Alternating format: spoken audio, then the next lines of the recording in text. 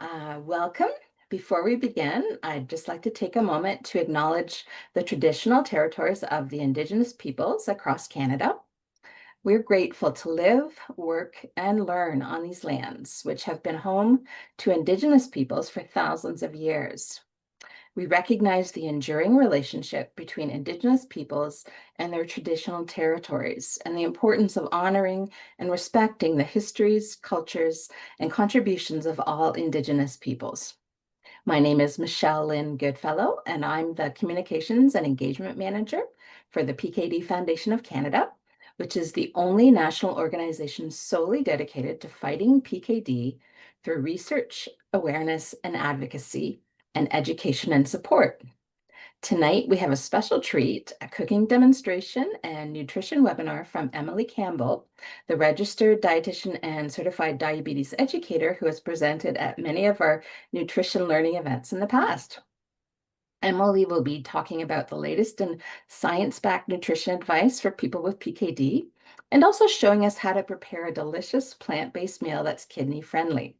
For the people who are on this call right now, I have included a link in the chat area. If you want to have a look at the recipe as we go, you can find it at that link. We will be leaving time for a live question and answer session after the discussion, so feel free to leave your questions either in the Q&A area or in the chat throughout the presentation, and we'll try and address your questions at the end. This webinar is being recorded and it will be available to view on our YouTube channel in the coming weeks. I'll now introduce Emily. As I've already mentioned, she's a registered dietitian and certified diabetes educator. She has a master's degree in foods and nutrition. She specializes in helping those with kidney disease overcome the confusing world of nutrition to promote health. She can be found at kidneynutrition.ca online. So welcome, Emily. Thank you so much. And thanks everyone for being here. I hope you're all enjoying the taste of spring that we're having today. But I'm really grateful that you're here to spend the next hour in my kitchen together. So today we will be learning a bit more about plant-based diets and their role with polycystic kidney disease, but also we'll be preparing a peanut soba noodle tofu bowl. So if you are cooking along, please let me know in the chat. I always love to hear who is. I'm going to be eating this afterwards, and it's also great for lunch tomorrow. So hopefully you do try this recipe. Research shows that plant-based diets may help to slow the progression of kidney disease, and this includes polycystic kidney disease. There are actually recent guidelines that just come out from KDOGO, which is one of the global initiatives in managing kidney disease, specifically for individuals with polycystic kidney disease. And what those recommendations included are having more plant-based proteins in the diet. And there are a few reasons why. One is they're lower in saturated fats, and saturated fats are ones that can clog our arteries and veins. Plant-based proteins, they typically come with a lot less saturated fat than animal sources, which helps to support our heart health. And this is really important for people with polycystic kidney disease because many individuals with PKD are at increased risk of developing high cholesterol. So we want to make sure our veins and arteries are being healthy while our kidneys are also healthy. Plant-based proteins also have less acid load on the kidneys. And what this means is that animal proteins produce a lot of acid in our body when they're being digested, and this can stress the kidneys. Whereas plant-based proteins, they tend to be more alkaline forming, which is more base forming, which helps to reduce metabolic acidosis, which can progress kidney disease. And lastly, these plant-based proteins are often really high in antioxidants and fiber, which help us to fight inflammation and also give us lots of good nutrients for our gut health. And there's such a big connection between the gut and the kidneys. You might be wondering though, what is a plant-based diet? And really at its roots, plant-based diets means reducing animal-based proteins, and those are things like dairy products, so milk and cheese and yogurt, eggs, chicken, beef, fish, lamb, etc. And really increasing your intake of things like whole grains, vegetables, fruits, legumes, nuts, seeds. But there are a few different types of plant-based diets. Often when we think of plant-based diets, our mind goes really to vegan, where there's absolutely no plant-based products. And that might be great for you, or maybe you're thinking, I can't live without cheese or something. And that's okay, because there's not a one-size-fits-all approach when we think about plant-based eating. The goal is really to have more of these good foods and less of these sometimes foods. When we think about plant-based eating, though, maybe you're someone who is pescatarian, where you might include things like eggs and dairy and fish and seafood, but no red meats and poultry. Or maybe you're someone who is lacto-ovo vegetarian, and that's someone who includes eggs and dairy, but avoids things like meat, fish, poultry, and seafood. So there's a lot of different ways that you can think about how you include your protein sources. And tonight we're going to be talking about tofu, which is one of those plant-based sources that's also a complete protein that we will use in our soba noodle dish. One of the most common questions I get asked from individuals with PKD, though, is, how much protein do I need? And when I'm following a plant-based diet, is it possible for me to get enough protein? And the answer is yes, it's definitely possible for you to get enough protein. Many of us eat too much protein. And for someone who has polycystic kidney disease, we really want to be focusing on about 0.8 to 1 grams per kilogram of protein per day. So this, if you weighed, say, 75 kilograms, which would be close to about 155 pounds, 160, you really only need about 60 to 75 grams of protein per day. And with polycystic kidney disease, something that we want to also keep in mind is an adjusted body weight, because we often will have larger kidneys, and we maybe have, obviously we have cysts on our kidneys or possibly on our liver as well. And so when you do your CT scans, we actually are able to get the weight of those organs, and we don't want to include that in your weight when we're calculating our protein needs. So your healthcare team can really tell you what your adjusted weight is. Working with a dietitian is another way of understanding that as well.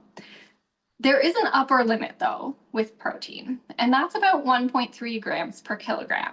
So we don't want to go more than that, and that's when we really do see negative effects on the kidneys. So there is a bit of wiggle room if you are physically active or you have higher protein needs for a short period of time. But really the goal when we're thinking about protein is to increase these plant-based proteins and reduce those red meat and processed meats as much as possible. There are many different types of plant-based proteins, though. So tonight we're focusing on tofu, which is a soy product. It's often found at the grocery store in a container like this.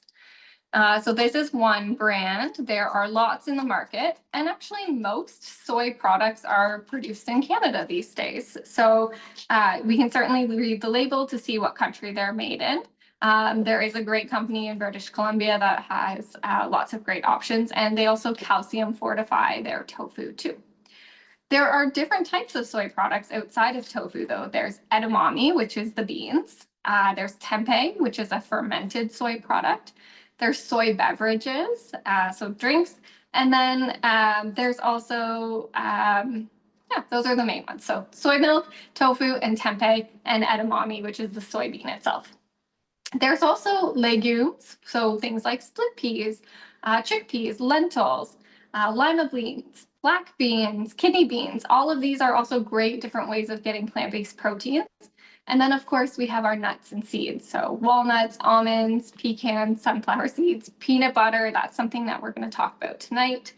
And really, the more plant-based proteins we can incorporate into our diet, the lower sodium they're going to be, the lower saturated fat they're going to be, and the more nutrients they're going to have in our diet.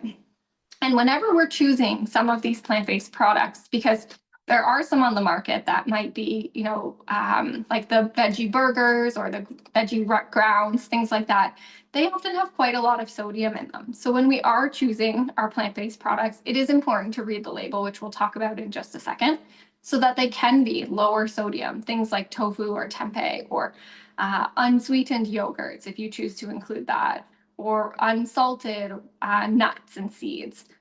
When we're choosing legumes like chickpeas or lentils, looking for the ones that are no added salt as well is really important so that we can keep that sodium in check. So While we're really here to talk about nutrition, we're also here to cook. So why don't we get our hands a little bit dirty with some food and get started. Before we start cooking, make sure you wash your hands for 20 seconds under warm soap and water. This is important so that we can, of course, keep us healthy. We're also going to want to make sure we wash any of our vegetables just in water is fine. So certainly, when we have any kidney condition, we want to make sure we are limiting our risk of any foodborne illness. And that's why washing our hands, making sure our areas are really clean as well is important. For our peanut soba noodle tofu bowl, we have a few ingredients that we're going to be using. So tonight we have some peanut butter. So as I mentioned, peanuts, any kind of nuts, cashew butter, almond butter, sunflower seed butter, tahini is a really great other option that could be used in this recipe if you do have a nut allergy. We will also be using coconut aminos, which is a soy sauce substitute that you can pick up at the grocery store. I often find it in the health food section. We also need some lime juice, so make sure you have that out. We are going to use some garlic powder and ginger powder tonight. We also have some warm water, our soba noodles. I'm going to talk about each of these things in just a second, but I want to make sure if you are cooking, you have everything out. So you'll need a bag of coleslaw mix or cabbage if you wanted to cut that up yourself. We also need some cucumber, some radishes, green onion, and then of course we have our tofu. And I think that's everything on our ingredient list. So let's get started. The nice part about this recipe is that you really can customize it based on your own needs and preferences. So of course, I mentioned we're using a nut butter here.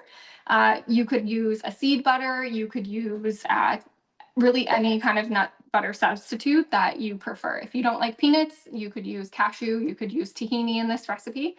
And similarly, we'll talk about some substitutes for the soba noodles as we get there as well. To get started, we want to start making our peanut sauce. So in a jar or bowl, what you're going to take is your 5 tablespoons of peanut butter. And then we're going to be mixing it with all of our sauce ingredients. So the first thing we'll be using is, I'm for this recipe using a natural just peanuts peanut butter. If you have just Kraft at home, that is okay. I find that this recipe is a little bit nicer when it's just the peanuts in it. I also really like the crunchy texture of the just peanuts when I make the sauce, but really it's completely your own preference. I found this one at the grocery store. It was on sale. It was actually the same price as the Kraft this week. So it's really, I think we also have to keep in mind the cost of groceries when we're preparing recipes and we're making foods and we're making nutrition changes. There's really not a big nutrition difference between these two. There are some peanut butters where they add sugar to them, and that's why reading the food label is really important. And what we would look for on that food label is, of course, the serving size at the front or the top here. So they're both based on 1 tablespoon. The next thing we're going to do is across the side, look at that percent daily value. And generally, we want to look for things that are 5% or less for sodium. So in the just peanuts, it's just peanuts, so it's 0%, whereas in the Kraft, it's 2%. So still a great choice from a sodium perspective. And then when we look at the sugars, they're actually the same as well. So 1% for both. So not a lot of difference, and really just that the Kraft one has a bit of oils in it. So choose your own adventure when you're picking your nut butters. I don't really have a preference unless I'm using it for something different.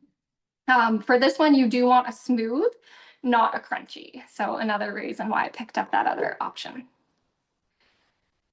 When we make our sauce, we are going to mix the coconut aminos. So coconut aminos are a great soy sauce substitute that are much lower in sodium. So these are just the ones that I've picked up. You can get them at Superstore. You can get them at Farm Boy. You can get them at Sobeys, No Frills. Really, any of the grocery stores are having them. They're just often in the natural food section.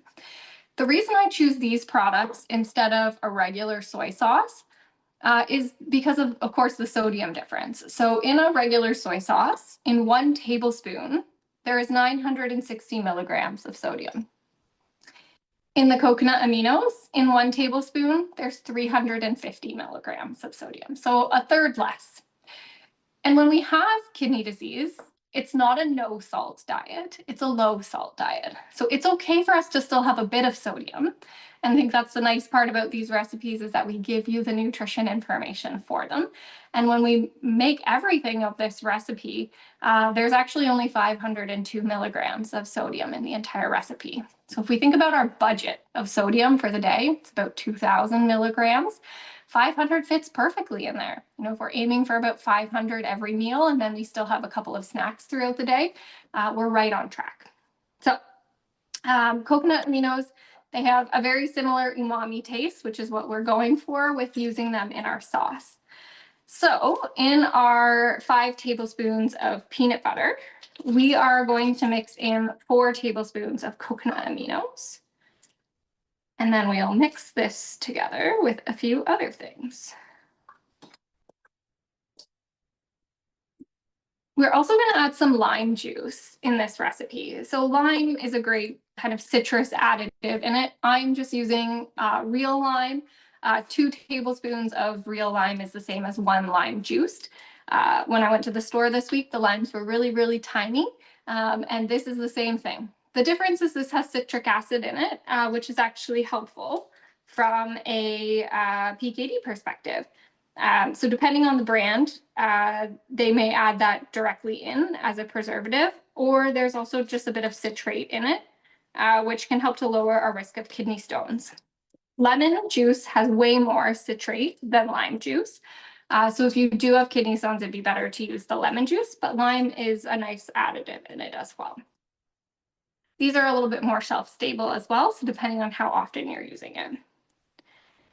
And then once we also have our coconut aminos, our lime juice, our nut butter, we are also going to add our seasonings. So for this, I'm using dried seasonings. Again, much more shelf stable than having to chop up some garlic and also some ginger. You could use fresh if you'd like. When I'm buying these products, though, I always look for the one that says powder on them. So garlic powder is very different than garlic salt. Garlic salt will have sodium in it. Garlic powder does not. And so thinking about our lower sodium diet, then having that garlic powder is a little bit more helpful. So we're going to add 2 teaspoons of garlic powder and 1 teaspoon of ginger powder. Now, I like going to Bulk Barn to pick up my spices, and I'll reuse containers. You can get little small containers at the dollar store if you want to just try some new spices out. But the nice part about the bulk food stores is that you can try a small amount of some of them before you commit to them. And all you have to do is store them in an airtight container, and they're good for about 6 months to a year.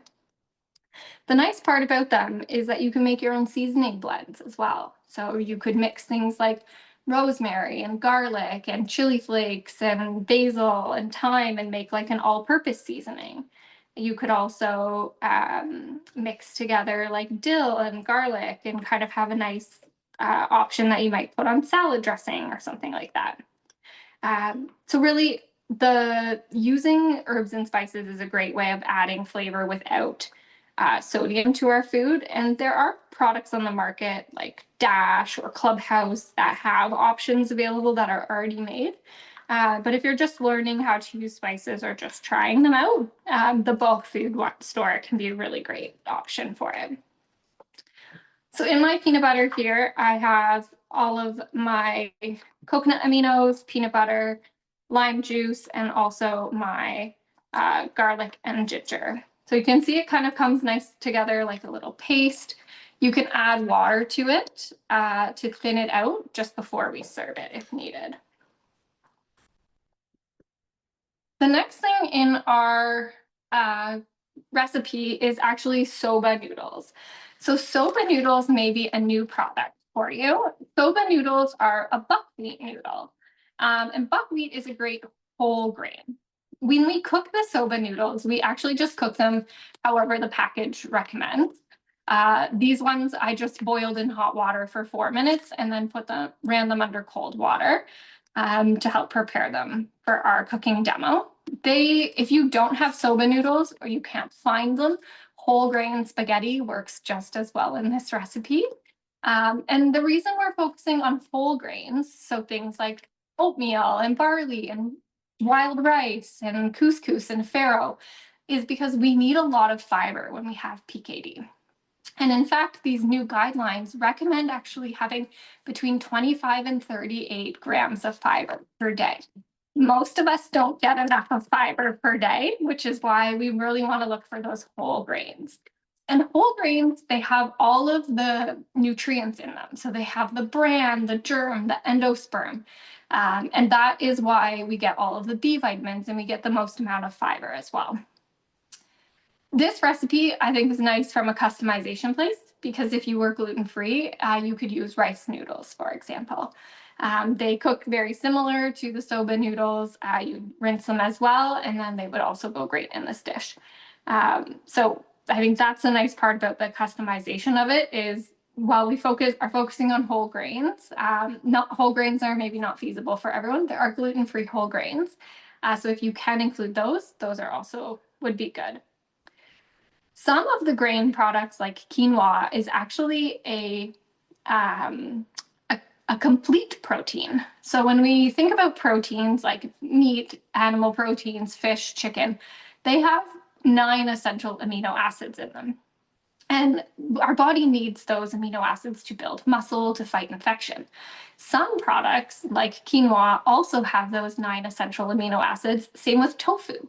And so we can kind of substitute these out very nicely in our diet and not be concerned about any nutrient deficiencies. Others, like beans, for example, are missing some of those 9 essential amino acids. So that's why we need to pair them with whole grains in order to get all of the amino acids. So beans have different amino acids than our grains do. And that might surprise you that there is a little bit of protein in some of our grain products.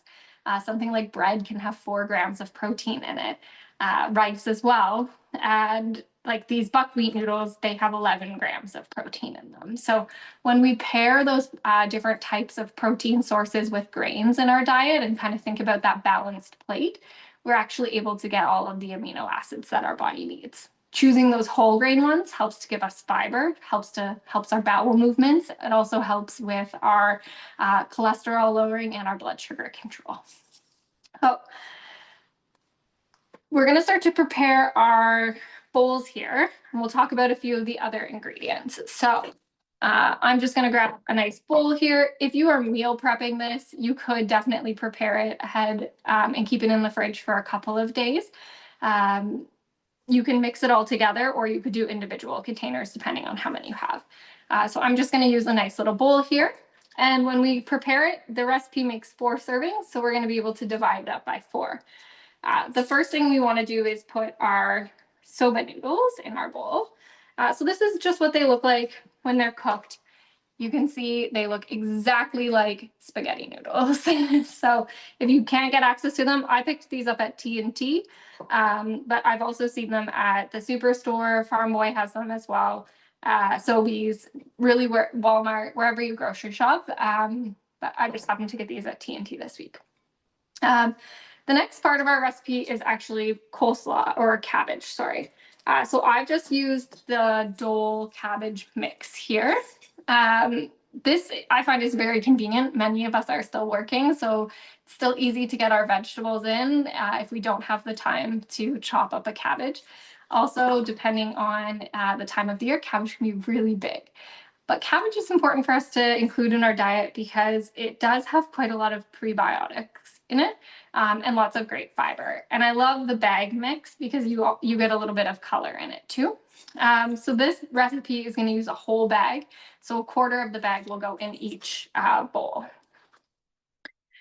You know, I think one of the biggest things I hear about cooking and healthy eating is that it can take a lot of time, and not everyone has time to cut up their vegetables or prepare them. And so it's okay to use nutritious shortcuts like bagged salads. You can always read the nutrition facts table to see how much sodium is in them. Maybe you make your own dressing as opposed to using the one in the bag. That can help really reduce the sodium. Or using things like the coleslaw mix is a really nice way of adding in things to like tacos. Often I'll put it in sandwiches. Kind of gives us a bit of variety there. Veggie trays are another really easy way that people, I think, underestimate their convenience. Certainly at lunch, that with some hummus, great way of getting in a bit of extra fiber too. Same with frozen vegetables. They don't necessarily need to be fresh. They're just as nutritious in the frozen ones, and depending on the time of year, they actually can sometimes be more nutritious. So not a problem to use those as well. We're also going to add in some cucumber. So we just have some diced cucumber and also some radishes. So these are some really nice vegetables that we're going to include because we really want to be aiming for that rainbow of colors every day. And so each different vegetable, depending on their color, they have different nutrients in them, right? So we often think about getting those red and orange and yellow and green vegetables, purple, white, even every day. And so this bowl kind of gives you an example of all of those different colors. You could add peppers into this if you wanted to get some more. There's lots of options too, but that helps us to get all of the different vitamins that we're looking for. And with PKD, there's not a recommendation of, have this many colors of vegetables, but there is a recommendation for the number of servings. And in the most recent KDIGO guidelines, it is 5 servings of vegetables and fruit per day. And that doesn't include potatoes in that 5 servings. So thinking about what you are having now compared to that recommendation can help to improve our diet quality. The next bit in our bowl here is going to be our tofu. And so I'm just going to do a little bit of cutting here because I want to show you a bit about tofu. So tofu, it's very protein rich. It's a soy product, really popular in Canada and many countries. And actually most of it is produced in Ontario, Manitoba, and Quebec. And while it's this complete protein source, because it has all of those essential amino acids, it also has calcium, it also has iron, it has zinc, and particularly the extra firm or firm tend to have more of these nutrients in them because they have more of the soybean in it. It's really great for its cholesterol lowering effects as well, part of the portfolio diet. And it's really well known for healthy gut microbiome. So when we think about tofu, it's super, super versatile. So here we're actually going to eat it raw, but you could also stir fry it, you could grill it, you could bake it, you could air fry it. Really, there's so many different ways because it truly just absorbs the flavor from any spices or marinades that you're using it, which really makes it very, very versatile. And for tonight, you can see that we're using the extra firm tofu.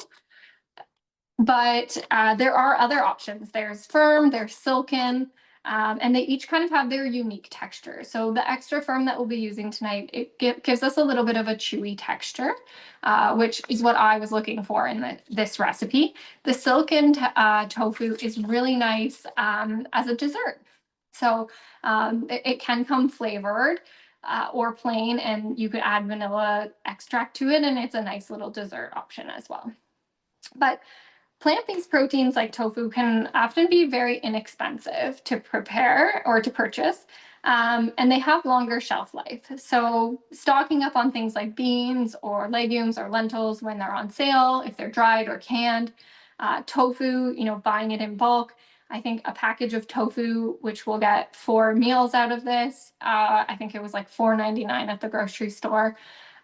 You can actually freeze it as well. So when you're making this recipe, if you're only making 2 days of it, you could cut the tofu in half and put it in the freezer in a container. You don't need to leave it in the water either. And you can do the same with beans too. So you could prepare, if you like dried beans, you could prepare them ahead of time and freeze them and use them as you went. They're usually good in the freezer for about 6 months. For tofu, Things that I look for in the label is to see if there's calcium in the ingredient list. Many of us with PKD aren't getting enough calcium, so we do want to try to look for those sources, especially if you're trying to follow more of a vegan diet where you're eliminating some of those calcium sources like milk or yogurt or cheese. This can be a really nice way of getting calcium in our diet. And when we prepare tofu, because it's in this liquid solution, we often want to press it. So I will do this just with a dish towel, press it, then all of the water comes out, and that helps it get a little bit crispier when we are preparing it.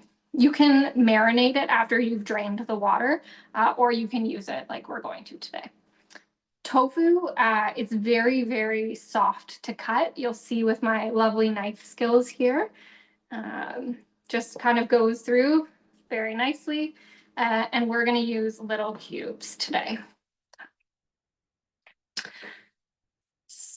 When you're using any of these other plant-based proteins like tempeh, you can make homemade dressings. You could, like we're going to make for this sauce.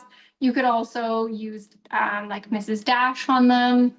I think also a lot of these cuisines that use some of these products, they could be higher in sodium from a soy sauce, but you could use the coconut aminos in any recipe as a substitute.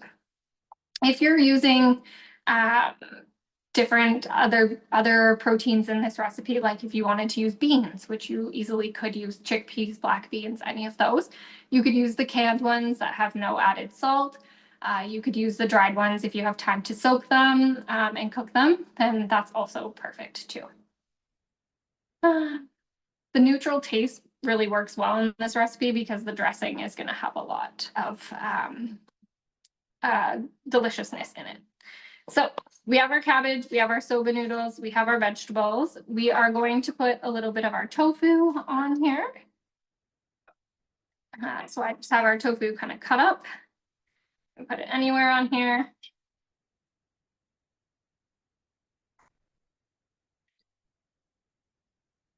And then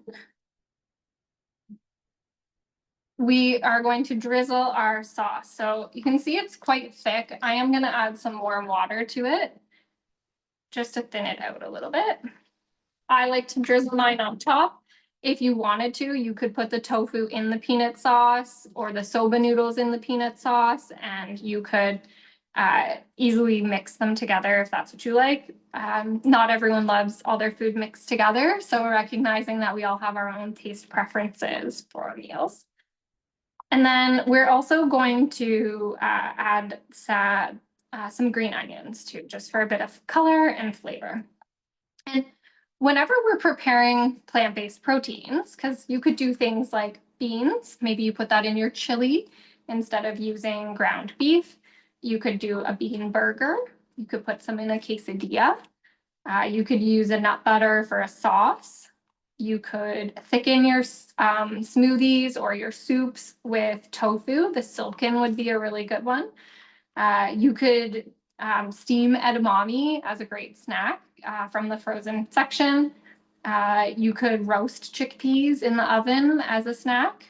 Maybe top your salad with some nuts like almonds or pumpkin seeds, sunflower seeds, or even those dried chickpeas that you made.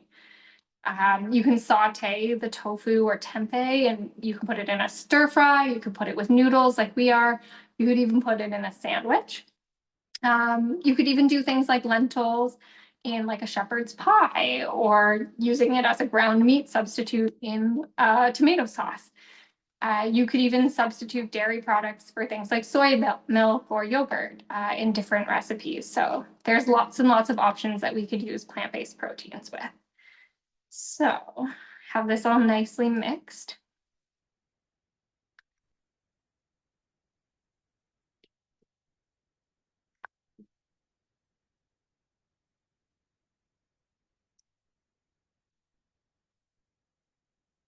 When you're preparing this recipe to make it for lunches, I would say try to make sure you're getting an airtight container first and foremost, one that is also not going to leak in your lunch bag, but also looking for trying to eat the leftovers within 3 days or so. because it doesn't have any cooked foods in it, we want to make sure that there isn't any bacteria growing, because normally when we have leftovers, we would warm them up, and that helps to kill any of the bacteria. When we're meal prepping, we really want to try to eat those within 3 days. So you could do half of a recipe, freeze the tofu, and then make the rest of it on another day, and that would help you. Oh, as we kind of put this together, you can see all the lovely colors coming together. And, if you're looking for some meal inspiration and you want to incorporate these plant-based proteins, it doesn't really need to be complicated. Start with a couple of ideas and focus on your plate. By eating more, vegetables at meals and snacks, really ideally aiming for half of your plate. So you can see we achieved that here. Especially at lunch and dinner, that can help us to get that 25 to 38 grams of fiber per day. When we focus on those proteins, we have to change the way we think about it. Often we think about protein as being that star of the show. And instead of making meat the star of the show, we really want to focus on those vegetables. When we think about plant-based proteins, we can use them as inspiration for our meal and trying to incorporate them in different ways. The goal with plant-based eating and PKD, because certainly, being completely plant-based may not be realistic for everyone, but if we can limit our animal-based protein to just that one meal per day, that can be really helpful from a PKD perspective. And if we do have the animal proteins, trying to keep it to that size of our palm, right? So that size of our palm has about 21 to 28 grams of protein in it, depending on how big your palm is. Whereas, a cup of legumes like lentils or chickpeas, that's only going to have about 14 grams of protein in it. So that automatically helps us to keep us closer to that protein budget.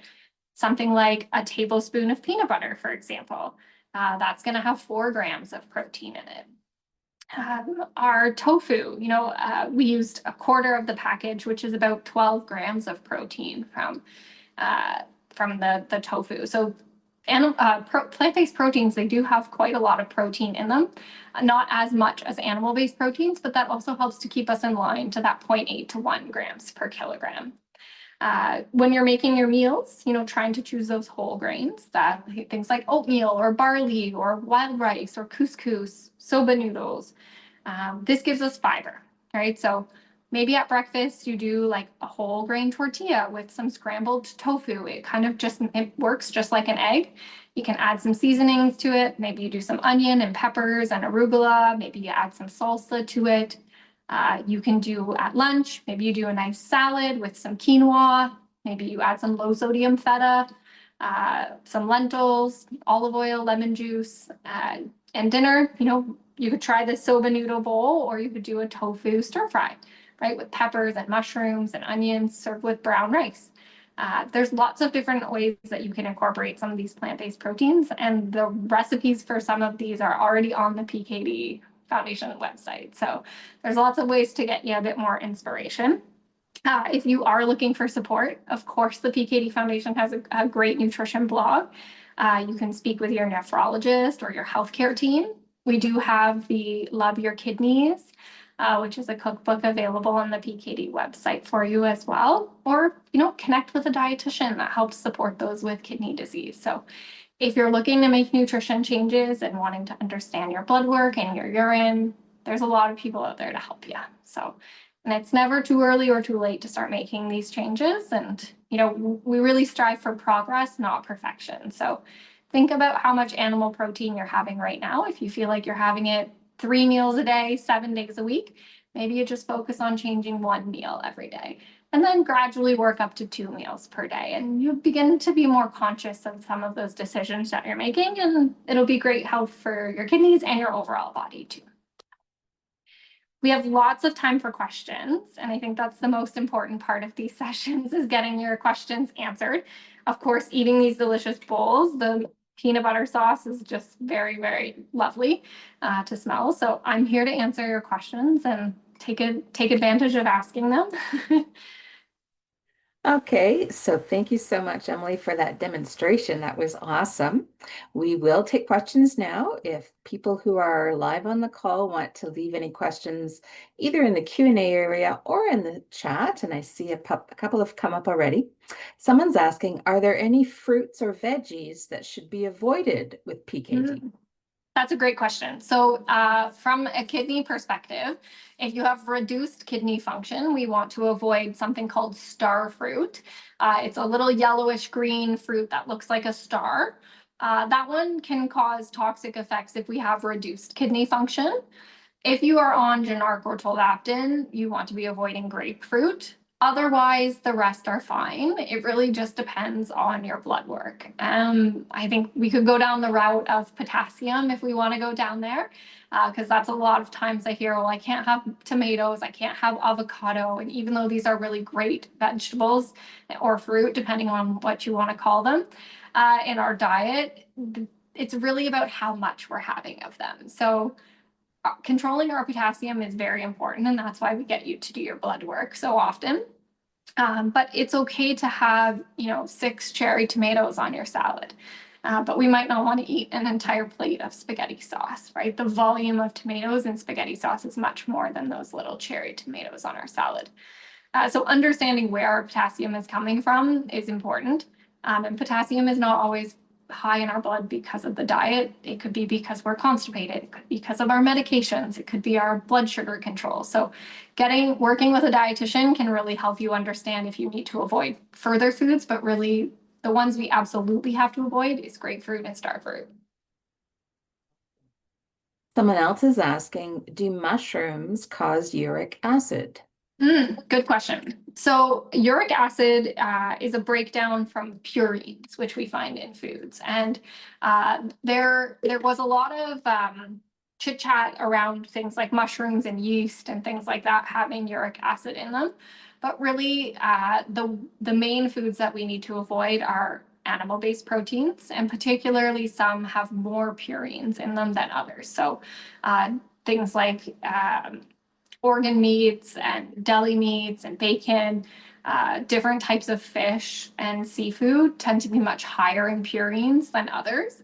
So if you do have high uric acid, which we get concerned about from a gout perspective, we do want to be actually choosing more of these plant-based proteins. Vegetables and plant-based proteins do not increase the uric acid levels. Something else that can increase uric acid levels is actually fructose. So high fructose corn syrup or baked goods, things like that, that have a lot of sugar in them, they could increase the uric acid, but our good old vegetables and plant-based proteins, unfortunately, they don't. So we should be eating more of those. Awesome. So everyone, feel free to keep the questions coming. I have a few that I can ask in the meantime. Emily, if say I couldn't find soba noodles when I was shopping, or I'm trying to make something out of my pantry right now, are there any noodles that you would either prefer or maybe not avoid or eat less of for your kidney health? Yeah, so I think whole grain spaghetti noodles would be a really great option in this recipe. If you didn't have soba noodles or you couldn't find soba noodles, most of us have spaghetti in the cupboard as well. If you don't have whole grain spaghetti and you just have good old white spaghetti, those foods are not bad for our kidneys. It's just that they have less fiber in them. And so it's really important to make sure that our portion of those is kind of following that quarter of our plate, right? We often eat a lot more of these carbohydrates and a lot more of those protein foods. And so thinking about how much of our plate is on them and how we cook them. So if we cook our pasta to al dente, so just tender to the tooth, which for spaghetti is usually like 9 minutes on the label, it actually releases less sugar. So that is kind of a nutritious thing for us as well. And I understand that not everyone likes whole grain pastas. So there are even white pastas that have fiber added into them, like the Catelli brand is one. So that would be a good option. Certainly, you could use rice in this dish. You could use couscous. You could use quinoa if you had it. I think the nice part about this meal is like it's so customizable. If you don't like radishes, then you could put something else in it.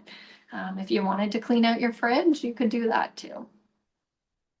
Is actually going to be my next question is I personally don't like radishes. So if I'm doing substitutions with the vegetables, you talked about it, trying to have as many colors as possible.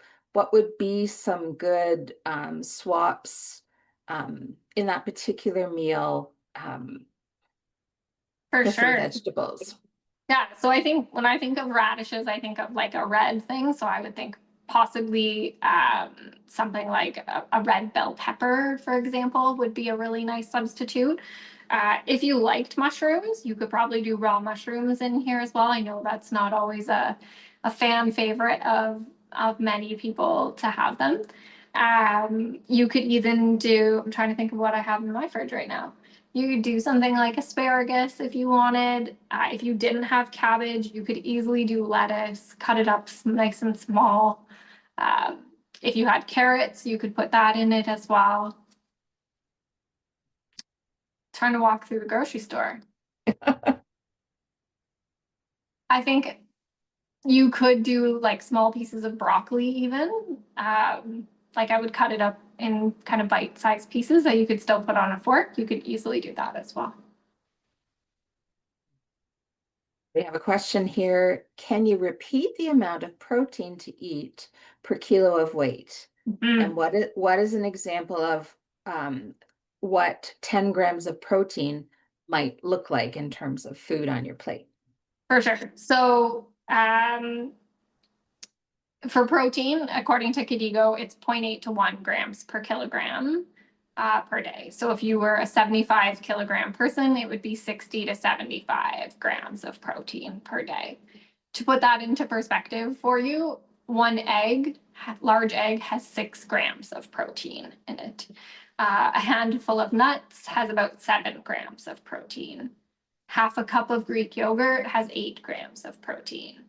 A chicken breast or a hamburger or something that was about 3 ounces, that would have about 21 grams of protein. So like a deck of cards would have about 21 grams of protein in it if you had a chicken breast that size. Our nut butter, a tablespoon of it. So this much of it, just a tablespoon there, that has 4 grams of protein in it.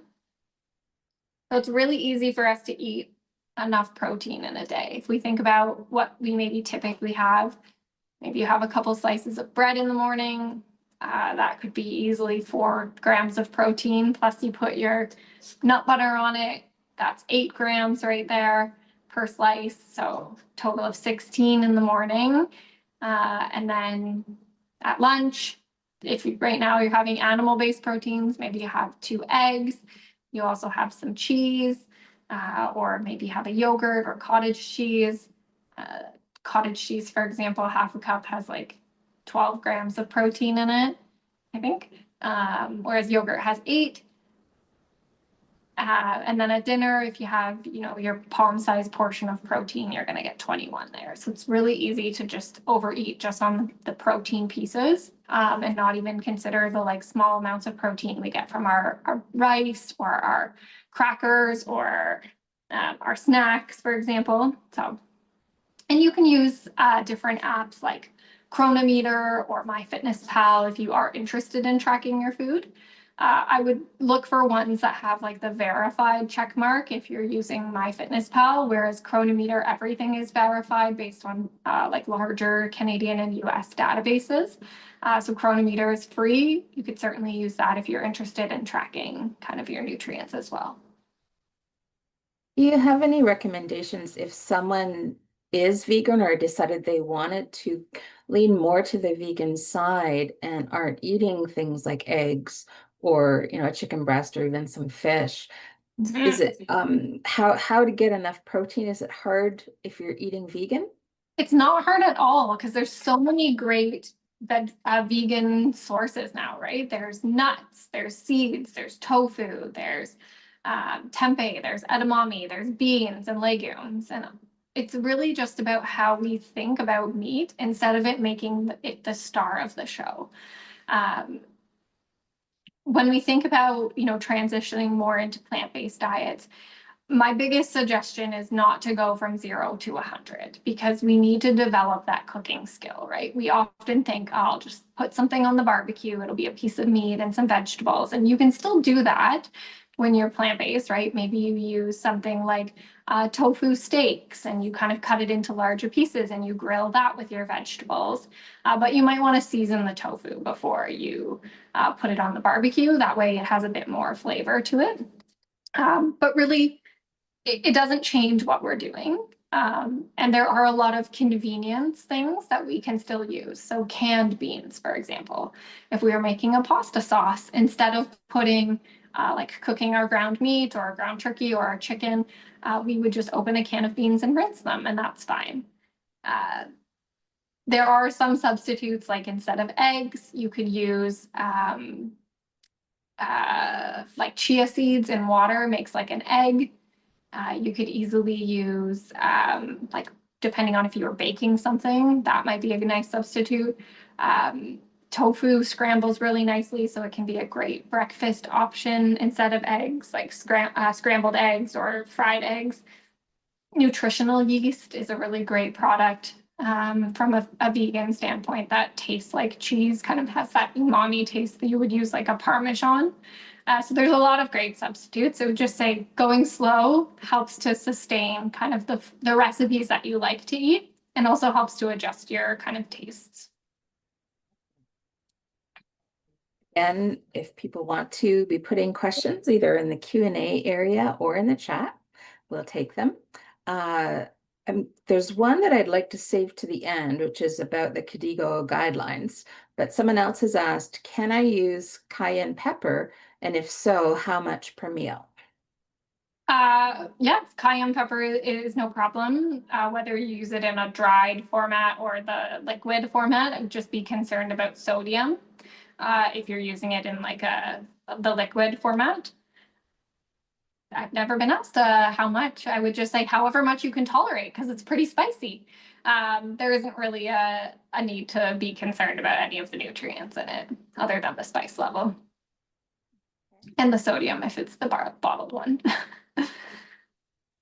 So let's go then to the question someone's asked, what was your biggest takeaway from the new ADPDK guideline from KDIGO? That is a great question. I would say my biggest takeaway was the fiber recommendations and the vegetable and fruit recommendation. I thought that was very newer evidence to suggest a particular serving size. So if we think about many of our other recommendations, it's half a plate. That kind of tends to be the generalized approach. Whereas I think that this way of focusing on like the 400 grams or the 5 servings per day, and then the 25 to 38 grams of fiber, I thought was very, very great. It gives us concrete targets to use. We all know that we need to drink water. We all know that we need to follow a low sodium diet when we have PKD. We all know that red meats we want to try to limit. And so like those didn't surprise me. But these vegetables and fruit recommendations and fiber certainly were. And if we also take a step back and think about not just from a PKD perspective, but also from a kidney stone with PKD perspective, is we know that these vegetables and fruits have citrate in them. They're also very alkaline forming, so that's good for us. And then from a blood pressure standpoint, because many individuals with PKD, they get diagnosed from hypertension first, not because they have cysts on their kidneys. And vegetables and fruits have potassium and magnesium in them, and they're going to relax those arteries and veins, and that's going to help to control blood pressure a bit. And so all of these things are targeting, more general health and also kidney health at the same time, because we can't just focus on the kidneys. We need to take a look at all of the body parts as well. Awesome. Someone is asking, can we repeat the guideline and where to find them? I'll just add, we can give you the links in our follow-up email, which will be coming out in the next day or two. But if you wanted to look right now, look for KDIGO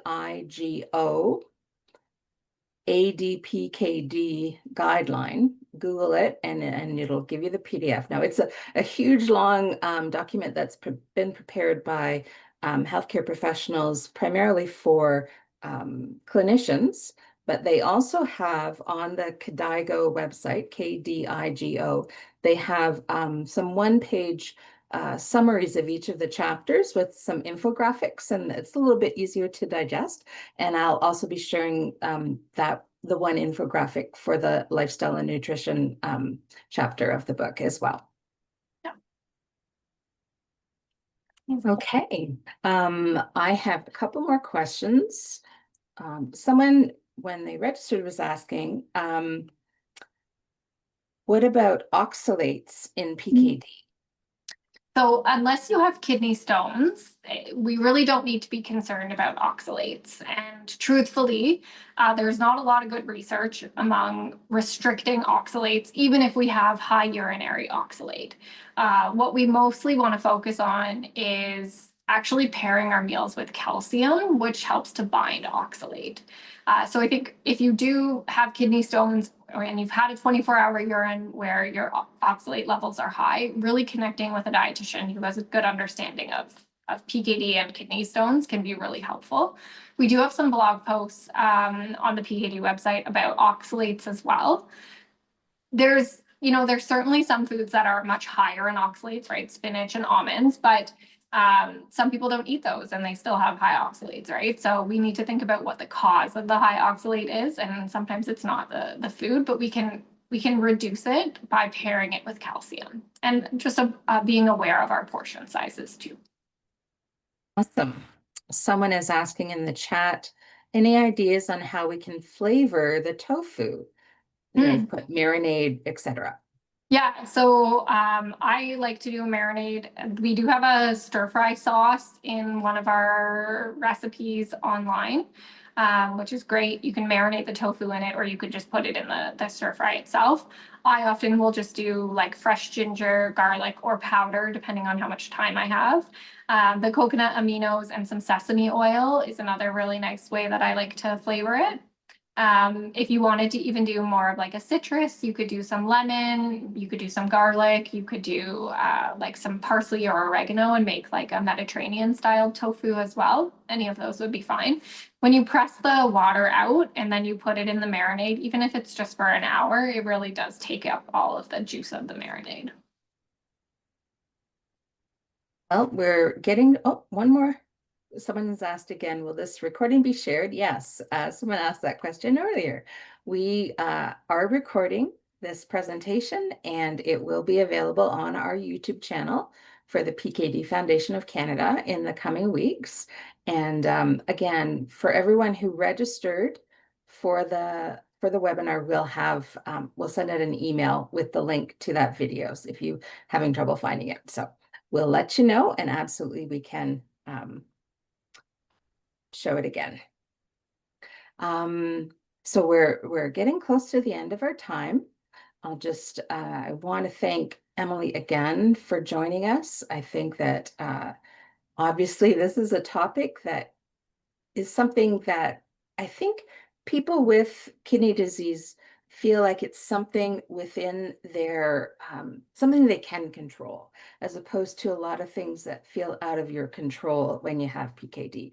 And I know a lot of people, we get a lot of questions all the time about what we should be eating and how to eat in the most healthy way for PKD. So we just really appreciate someone with your expertise, Emily, spending some time with us and showing us this delicious meal that I wish was sitting in front of me right now, because I would love to eat that. The recording will be available on our YouTube channel afterwards. I will be sending an email out to all the registrants with all of the links that have been mentioned, the resources that have been mentioned, and maybe a few other things like our cookbook, the Love Your Kidneys, that we put out last year. If you want to look further into some of these things that Emily's been talking about tonight. So thank you everyone for being here.